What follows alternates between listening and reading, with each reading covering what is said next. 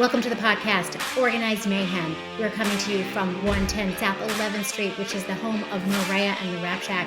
And we are here to talk to you about all things Philadelphia restaurant business and everything in between. I'm Cammie, here with my brother Scott and my friend John Lupa. There we go. Welcome to the podcast. We haven't been together in way too long, and I'm so excited to catch up. We are Organized Mayhem. I am Cammie, joined with Scott Lupa. You guys are at where? Tell me, boys. We are at Morea, 110 South 11th Street, next to 110 South 112 South 11th Street. Wow, I'm getting you have every reason to be mixed up because you're coming off two very tiring times. One, exciting but tiring. One is restaurant week, which I can't wait to delve into. And two, we are in the morning after Super Bowl Sunday, where everyone who watched the Super Bowl was up late last night. I barely watched, but I do know it went into overtime. And so let's start with first talking about restaurant week. How was it? Good. I think we survived. We survived. I think, I feel like people aren't going out as much earlier in the week. So it's just steady and busy, but steady. Right. And then the weekends are just mayhem. Just pure mayhem. And the issue is we are on open table, even though we are moving to Resy. Oh, you are moving to Resy. Okay, I want to talk about that. We're moving like a week.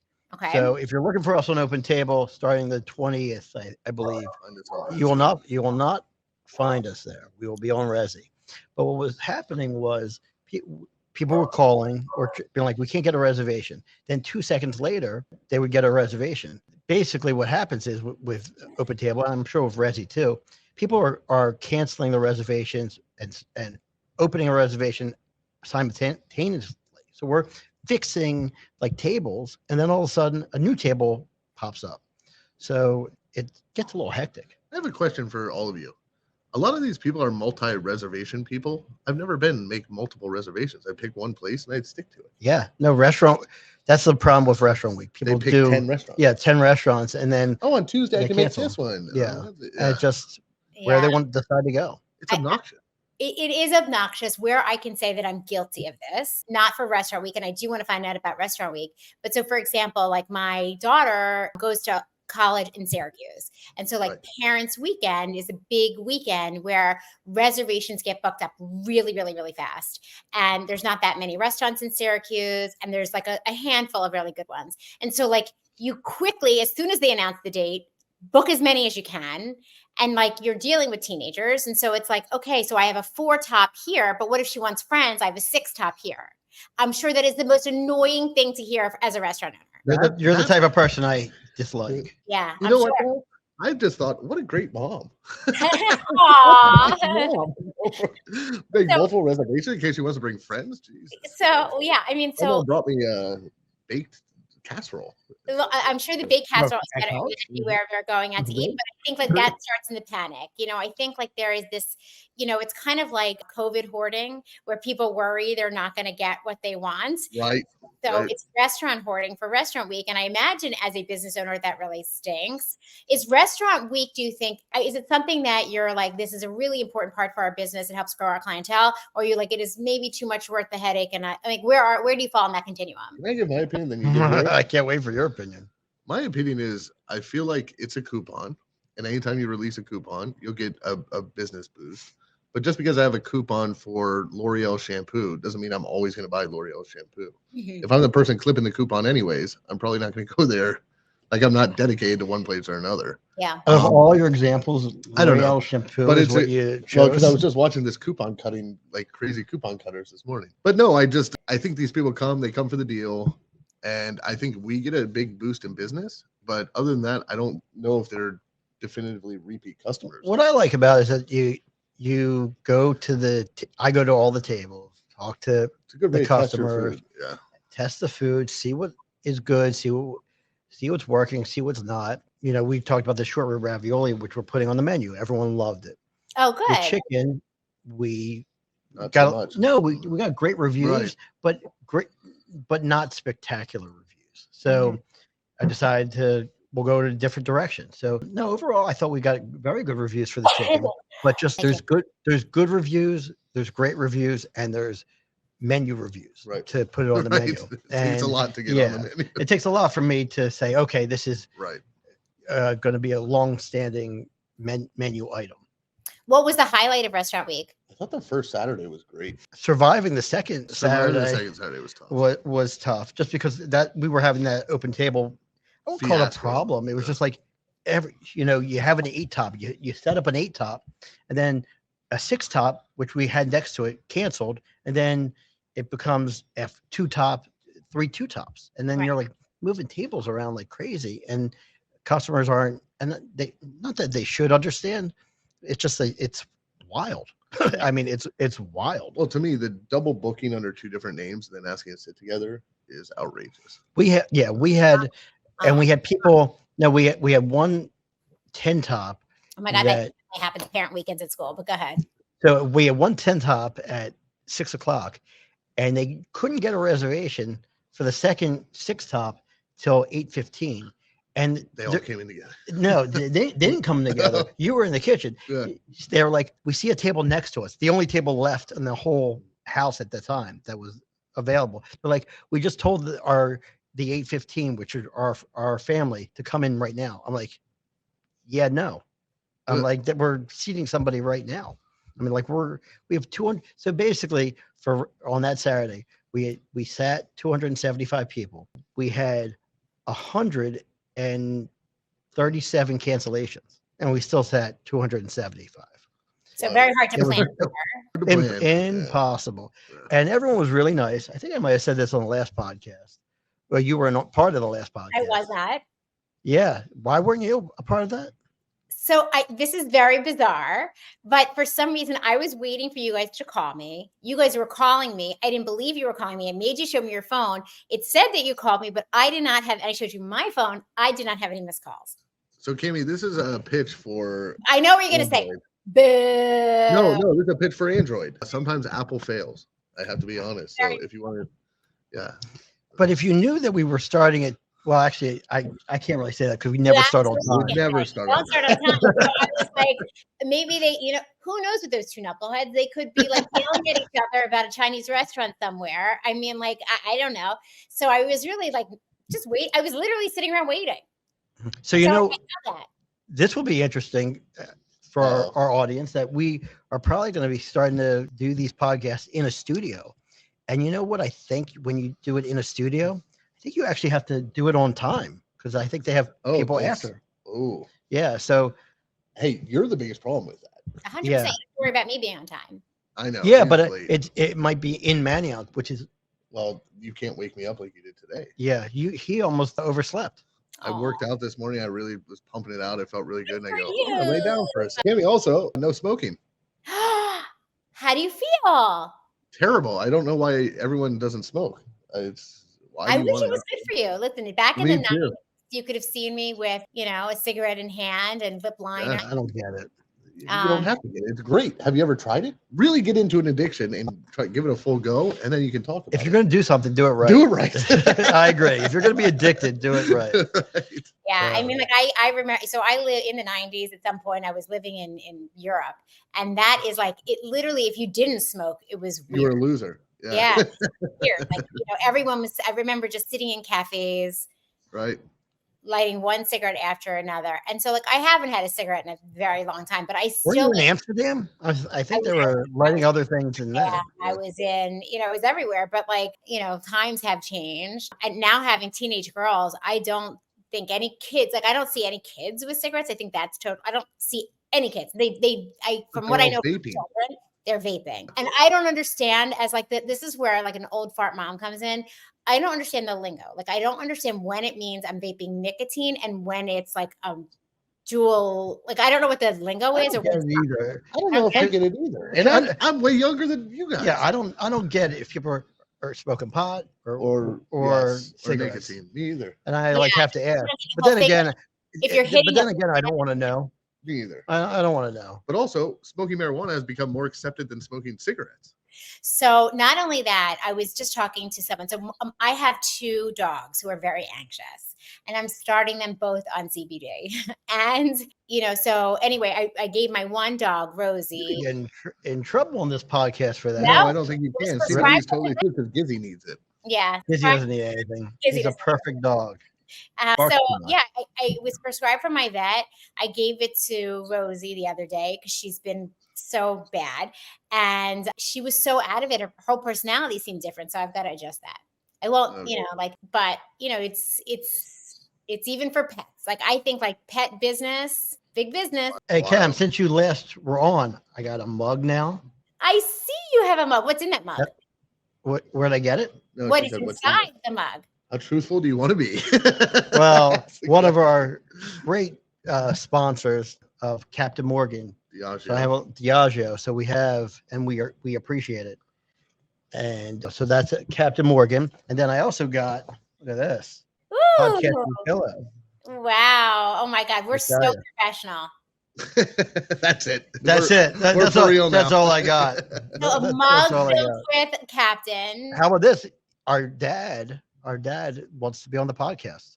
Oh boy! And I actually locked in a special guest for next week. Ooh. Who's our special guest for next week? She is going to be sitting next to you, Cam. Who is it? It's my wonderful wife. Oh, that'll be great. Oh, well, This is a great segue because even though this is going to air after Valentine's Day, I wanted to talk to you gentlemen about Valentine's Day. Now, I know my brother is a curmudgeon, and I know he is anti-Valentine's Day. And the thing is with Valentine's Day, it's not that I'm not against anything, by the way. I'm sorry to interrupt, where we have 185 reservations. Okay, so now maybe I got to cancel that too. Scott's the guy who runs out at 9 p.m. to Target to grab flowers and 2 cards. It's not like he's anti-Valentine's Day. He still does the minimum. Yeah. I do. Okay, good. Well, so as you know, I'm also a matchmaker and a dating coach. And so one of the things I like to ask my clients, which I'm going to ask you now, and this is not that I have not told you that I was going to ask you this ahead of time. So I'm going to give you a little bit to think about it. But whether you're single or in a relationship, I always tell my clients one thing that is really important is that you should ask yourself, what do you bring to the relationship? God, is that right now? Wait, you want me to answer wait, I got a couple You've questions. Been married for too are we long. talking about our relationship or to? That's a good question. All right. Well, maybe it's easier to say, okay, we'll celebrate you two lovebirds Valentine's Day. We'll talk about significant others another time. What do you guys think? Let's do significant others. I'm curious about this. Okay. All right. You've so been married forever. So what do I bring to the table? What do you bring to the table? And so we're going to talk about 2 things. What you bring to the table. And then when you're writing your card to your wife, I would like for you to acknowledge what she brings to the table. Oh, boy. Oh, shit. Yeah, now you're in trouble. That's like me saying like one thing that I do. Well, there's a list for her. I highly doubt that's true. So though was a kind of a suck-up answer. That was a great answer. But here's the thing, and the reason why I asked the question is that most people have a really tough time asking themselves, what do they bring to the relationship? And once I get to talk to them, there's so much that they bring that they're not even aware of. So I can talk about a little bit just to get your mind racing. Like, Scott, one of the things that you bring to relationship is you're very family oriented. You're a great brother, right? You are a wonderful brother. You are a great son. You're a great father. Like, these are things that, but we're not just we don't want to just be even aloof. By the way, you're having my dad on this, our dad on this podcast. He might say otherwise. Maybe, but I don't even want to use like loose terms like that. So I want you guys to think like, okay, so what does it mean to be a great father, a great son, or a great partner? Think of adjectives. Like, would you say that either of you are romantic? You're romantic secretly. So am I. No, I can get romantic. I imagine both of you are romantic. He writes 2 cards. I do write 2 cards. And he buys his both daughters cards and gets everybody flowers. As much as he wants to act tough, that's big softy at heart. Yeah, he is. Okay, so let's add romantic to yours.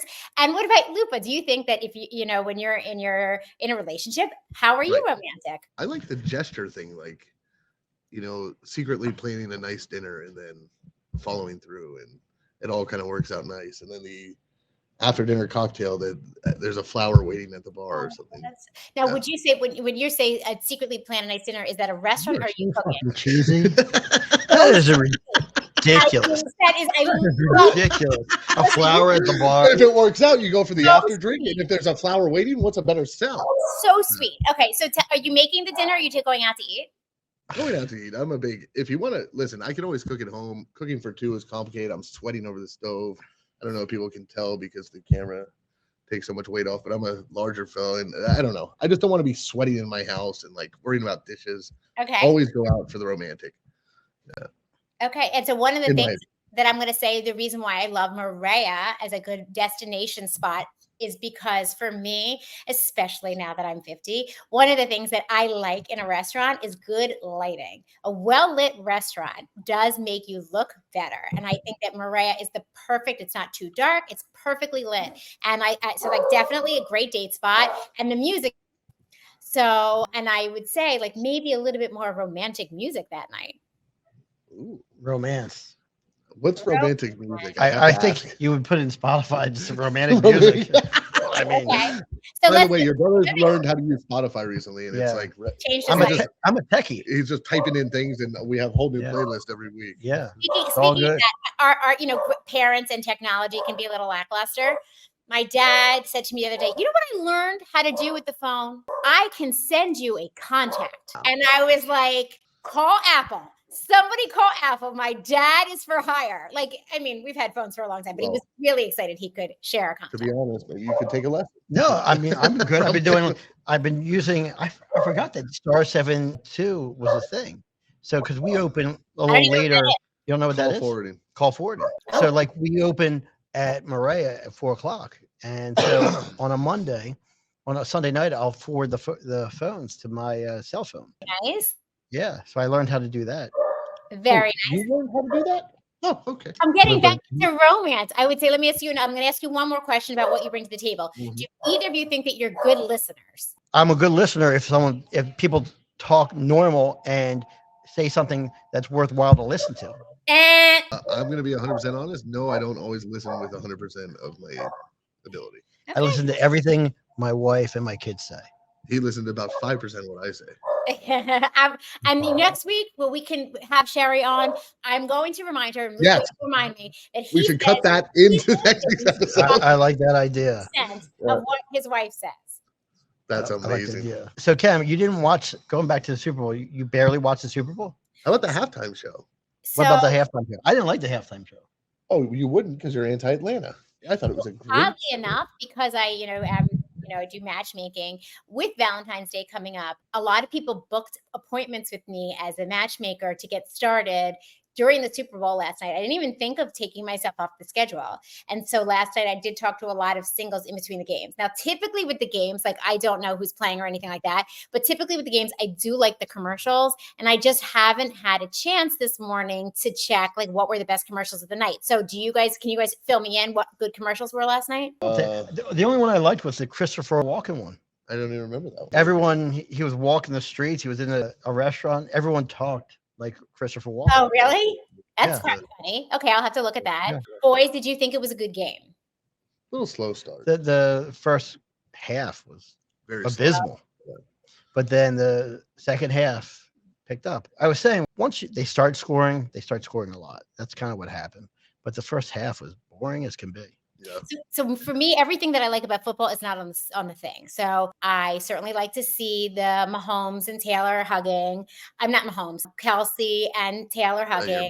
You're about to a big time rumor. We're about to break the internet. I know, right? Exactly. Yeah. I also, being from Philly, so I lived somewhat near where Andy Reid lived, and he used to have like Santa Claus stuff and Halloween stuff outside of his house. So I have a soft spot for Andy Reid. So I saw him at the end, and I was happy to see him, and I heard his wife is lovely. So I was happy to see them being lovely together. But that's the extent of my knowledge. 3 Super Bowls after you guys kicked him out of Philly. Shut up. Just say. So, okay. So like games are good. What else did you guys, I know it went into overtime, so that must've been exciting for you. No, to be honest, it's like so for us, we rely on deliveries a lot. Yeah. So when it goes into overtime, it's like, do we turn deliveries back on? Yeah. So we're in this point of like, what are we doing? What are we doing? What are we doing? Yeah, I left. I was done. Did you guys have more deliveries, or did you have more in person? More deliveries for sure. Yeah, we had a lot of deliveries last night, so we always do. I just think it was a Super Bowl that the general population of Philadelphia didn't care about necessarily. Yeah, I mean, listen, It's it was, like it was two good, faraway but teams. yeah. So what was the game time food that people requested to be delivered yesterday? Well, it's always Crazy. wings. No, Cajun shrimp. Our Cajun shrimp tacos. We sold so many Cajun shrimp. Are we running out of shrimp? No, but we're close. Great. Huh? Okay, whatever. Cajun shrimp tacos. Okay. It was wild because I was like, for sure wings, and probably every other order, and we had, I don't know, 60 orders, 70 orders, had some kind of shrimp on it. Cajun shrimp. People love the shrimp. Yep. How are you guys feeling today? Like, do you think today's going to be slower so you can catch your breath? We have two large parties. You would think it'd be slow, but we're going to be, Morea is going to be busy. So when I say we, I'm going home. Yeah, he's going home. Yeah. He's anti-Mondays. Big time. So that's why we podcast on Mondays, because he can be, you think I'm a curmudgeon. He's a miserable fuck. So if this is how happy I am on Mondays, can you imagine Tuesday through Sunday? I would love to see it. And every time I see you, you're happy. It's a joy. Exactly. You're happy. Okay. And so is there any? Oh, by the way, we sorry to interrupt, but we're going to post it. We actually got, someone won the smoothie machine. Way. Who's the lucky winner?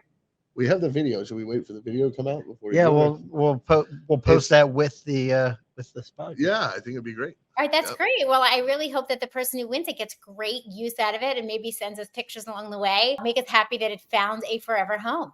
Well, you know, it's funny. We kind of know the person that won. Not really, but kind of. Yeah. And I think he's in the military, which is, thank God, it's going to a service. They'll love a frozen drink machine in the military. They'll love it, except I think he's currently in his first year of the military, so he lives in the barracks, which are really tiny. So I wouldn't imagine if it's up on eBay. but who knows? Who knows? Maybe they'll use it. Yeah. Well, listen, I hope that it brings him joy, and we love our military, and that's awesome. Is there any, let me see if there was, I knew we were going to talk about some stuff today, but I really wanted to talk about Super Bowl, Valentine's Day, my two romantic guys who could maybe be better listeners. We'll see what Sherry has to say. And I had something to say. I mentioned this. I was a little annoyed with Lupa as usual last night. Okay. So we have a risotto dish, mushroom risotto that I can't wait to hear this. Yeah, that everyone loves, and people had steak, they had shrimp. Totally normal. Yes. Okay. But for restaurant week, we got a couple more dishes in, a couple more. We got scallops in and stuff like that. It's like, let's do a seafood risotto. He's missing the point. I'm not missing any point. He's wait. never heard of seafood risotto, doesn't understand it. Cammy, can I ask you this? Hold on. Before you go any further, just without that look, let me ask you this. Yes. What's a risotto to you? It's definitely not liquidy. It's creamy. It's thick. It's full. Yes. What's grosser than scraping a mussel with like risotto in it out of the shell? That to me is like a ick. Like I am for sure with you. I would, first of all, in terms of the ick, she doesn't like seafood anymore. I don't eat shellfish. So she doesn't eat shellfish anymore. However, I would say it's very customary on a menu, seafood risotto. No. It's scallops. It's shrimp. It's never shellfish. That was my argument to him. Wait, just so you know, shrimp is shellfish, but I love you so much. I get it, but it's not. Oh, the shrimps are good. But it's not. Yes. We're everything clam is. There's something seriously wrong Clams, with you. mussels, whatever. Yeah. All right, I'm going to ask Google that right now. Please do. What typically look up a seafood risotto recipe and let's hear if there's any shelled fish. What is? You could take it out of the shell. You could, but I'm not doing stupid. that. No, it's stupid to have a shell in my risotto. I feel like it's ruining the creaminess. Don't get into it. There's not one thing I agree with you about. It's truly unreal. That's untrue. I think we both thought Kansas City was going to win. I did think that. Yeah.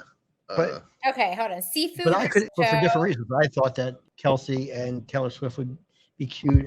I agree with you. I thought you didn't agree with that. I hate Taylor Swift. But I don't hate Taylor Swift. I'm sorry, audience out there. I just. I don't think she's coming on our podcast. I don't think so either. But maybe the Kelseys will because we're Philly, and if we get big enough, and then. Yeah. Well, I've met Jason. He used to come up to the Rap Shack. I met him at the Autism Walk. Yeah. Very nice guy. Super nice. All right, Cammy, what's the verdict? Okay, hold on. I'm looking right now. What is typical seafood risotto made of? It says. I'll tell you what it's made of. Scallops. Shrimp. You don't eat seafood, so you don't know what the hell you're talking about. Let's hear the answer. Shrimp, crab, clam juice. Hold on. Clam juice. No clams. Hold on. Shrimp? Crab. This is a seafood risotto recipe. Okay, we'll see. She hasn't even finished. I don't care. I already. Okay, hold on. Whatever. Right. You can use a simple combination of scallops, shrimp, mussels, clams, calamari, chunks of flaky whitefish. As usual, I am right. You know what? That's a bad recipe. Okay, let me look at a different recipe. I don't want to hear that. It's painful. Here's what I would say, Scott. This is my only argument. Don't say. Listen, you got a clam in a shell. You have beautiful creamy risotto stuffed into that shell. So you take in all the dirt on the shell, the risotto goes into the shell, and then what? You're scooping it out? Yeah. Oh, give me a break. Oh, literally! If you look at images, I'm looking at tons of clams. Yeah, I don't like either of you. You guys are related. I love you. Like, look at this. Look at this. Like, you can see from my phone. Yeah, that's exactly what. Now, guess what? That's paella, by the way. That's not risotto. What? I've never seen a red risotto. Authentic seafood risotto. I've seen red. You've seen a red risotto? I'm just asking. Yeah, I've seen red. Okay, good for you. Here's a white one. Here you go. I don't think. Yep. I mean, that's fake. That looks like dumped seafood from a bucket onto the top of that. Just, every single image. I'm just so you know, folks, if you're not watching on TV, every single image has, there's not one. Okay, now more importantly, so that's cute that Instagram people dumped seafood on top of risotto. Can we find a restaurant that sells seafood risotto? Yes. Where? All over the place. Okay, all over the place. That's my favorite restaurant. Well, I don't want to name places in case they don't have it. Then I'm plugging other restaurants and they go there and then I'm gonna get an email. You can't name one restaurant with seafood risotto. Well, hold on. Okay, wait. I'm gonna look at. I'm gonna say maybe Maggiano's. No way. $5 right here on the podcast. Maggiano's doesn't have a seafood. Hold on. I'm looking at right now. What's that place on 17th Street? The only place that might have is a place that you right? Devon Seafood. Devon's not good. Maybe they will. 0%. Hold on. I'm gonna look at seafood. See, this is where it gets interesting. Anybody can post an image on Google, but isn't it a dish that makes sense? Just imagine a shell with risotto stuck in it. You're scraping the shell of a creature that lives on the bottom of the sea. You are right. Mondays are not for you. This is just, it's painful. It's not painful. Hey, this is a good episode. Okay, hold on.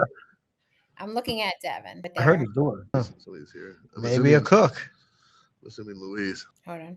All right, well, we're going to have to reach that. Of course we're going to have to wait. No. Menu highlights. I just want to see if they have risotto. Fried calamari, oysters. Wait, calamari salad has been, looks really good. Yeah. Mashed potatoes. Oh, here's the menu. Nice looking. One thing I heard from our podcasters, our listeners, is, we talk about where we are, but we don't talk about who we are. I like that. So, who the fuck are you? My name is John Lupa. I've been with Scott for quite some time. I help manage. What are we dating? Yeah. I help manage both his restaurants, Morea and Rap Shack, and that is me. Who are you? I am Scott Hockfield. I've been in the business 20 years. Started at a little shack in Old City, and then we had a second place in Rittenhouse Square. Then I opened up down here, a Rap Shack on 11th Street. Then I opened up Morea, and here we are. All right. I am Jefferson Hospital. So there we are. I am Cammie. I am sister to Scott. I am a mother of 2 teenage girls, about to be an empty nester. I basically work with singles and couples, either finding out how they're motivated and make decisions in their relationships. And I used a linguistics tool to figure that out. And I am also a matchmaker, a dating coach, and a marriage coach. So, but aside from that, I am also a risotto investigator. And right now I am looking at I think this is Devon. I'm going to say this is Devon Seafood. Where am I? Oh, this is Ocean Prime. Okay. Ocean Prime has, as an appetizer. No risotto should ever be on the app list. Okay, well, they have actually, this can't be an appetizer. It's $60, but sea scallop Parmesan risotto. Okay, tell me is there any fish that go like this that live on the bottom of the ocean? Let me look what else they have, because if they have one risotto. That's what I got for you. By the way, they don't move. Yeah, they do move. Not on the plate. They have the little things that come out. Yeah. Hold on. Nope. We could talk about this for 5 right, I'm going to You don't continue have to because I know I'm right. popular things, but I will look to see other restaurants that have. And please send us information so we Yeah, can please. all just prove Lupa wrong. I mean, like that Right. should be like a spot on the podcast. I am proved wrong so many times every day that Yeah. but send them But in. do it in good fun because we do love Lupa. Oh, So that's all that I have for everybody today. And even though Valentine's Day is a card holiday, it's never a bad time to. You know what?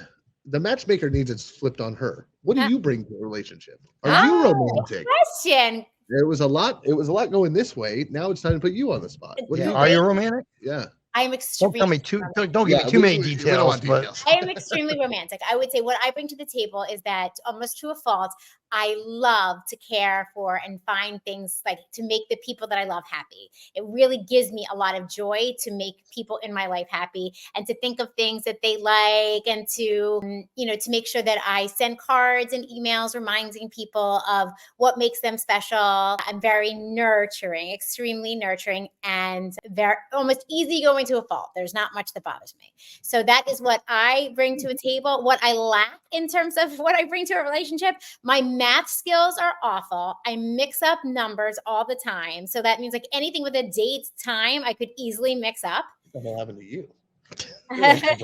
Easily mix I up. know I'm good with numbers. Yeah. And I would say one thing that maybe is even like annoying is that, I think like to my family and to my friends, I'm just not in a bad mood. So I just don't have bad moods. So like, I don't know if that's annoying. It's like me. I just get quiet. I get very, very quiet. I don't get in bed. So that's what it would be like to date me or to be one of my loved ones. Wait, you're not in a bad mood ever? Actually, you're pretty positive, Polly. Yeah. I mean, it's not that I don't get bad moods. I probably do. I just probably get more isolated and you wouldn't know that I was in a bad mood because I probably just kind of close off. Cool. So that's the psychology. I'm not like that. No. Yeah. No. Your bad moods you like to spread around. Yeah, I want to make sure everyone shares in my misery. Everyone's going to share and that's another thing. Like if I see someone who's in a bad mood, I definitely feel that and like work really hard to try to put them in a good mood. Once I'm going that way, it's hard. Let them run. I gotta leave. Sometimes for some people, it's just leave them alone.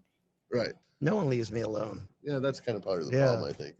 Yeah. I have two daughters. I have one that would definitely want to be left alone, and the other one needs a lot of, can I massage your feet? Can I help you? What do you want? Can I make you soup? Can I bring you this? Can I bring you that? Two very different girls. That's a little over the top. I bet you know what? I bet you she's a nice kid. She's a great kid. Yeah, she's a great kid. Well, and the other thing that I bring is I have the perfect back scratching technique. It's the perfect balance, a little bit of tickle and a little bit of scratch. You know what I am? All nails, no rub. For a scratch, I want straight scratch. Yeah, I like straight scratch. I like straight scratch too. Yeah. I get very itchy. I hate when they switch from the scratch to the rub because it's like, go back to the scratch. So when someone scratches you, this is an interesting question. When you're trying to tell someone where to scratch you, what do you say? You know what's weird? I get ticklish lower back, so I like shoulders a lot. Yeah. I'm like upper left. Yes. No. Higher. Yeah. Like So my dad I'm very demanding with my scratching. My dad used to say, "Scratch my Regular. wings, scratch my wings, scratch my wings." Scratch and my I would wings. scratch Yes, that's. shoulder blades. I don't even remember that. That's not funny. It's because the chances of you giving dad a back scratcher is 0. I think one time I did because he offered me like a $50 or something. Yeah. So of course I did that. I feel like you'd give the kind of back scratch that would make me more itchy. Like it would just miss the spot. Like just totally aggravate it because it's like not in the right spot. Yeah. So on that note, for all of our Valentine's Day lovers or friends, Scratch some backs. Scratch backs, give people space who need them, and give people love who need it. And while you're at it, have a romantic night at either Rap Shack or Morea. The lighting is great. The attitude is fantastic. You'll leave having a good time. Get some good drinks. Right? Get some good drinks. And, life can be really hard. There's no reason why to have a good place where people are going to take care of you. Go to a good place. Absolutely. Again, that was a very nice sign off. Yeah, very nice sign off. All right, guys, I love you dearly. Happy Valentine's Day. Happy Valentine's Day. Thanks everyone for joining us today for Organized Mayhem Podcast. Check us out on YouTube, X, our website, rapshackpa.com, and moreaphilly.com for updates. Once again, welcome to the Mayhem.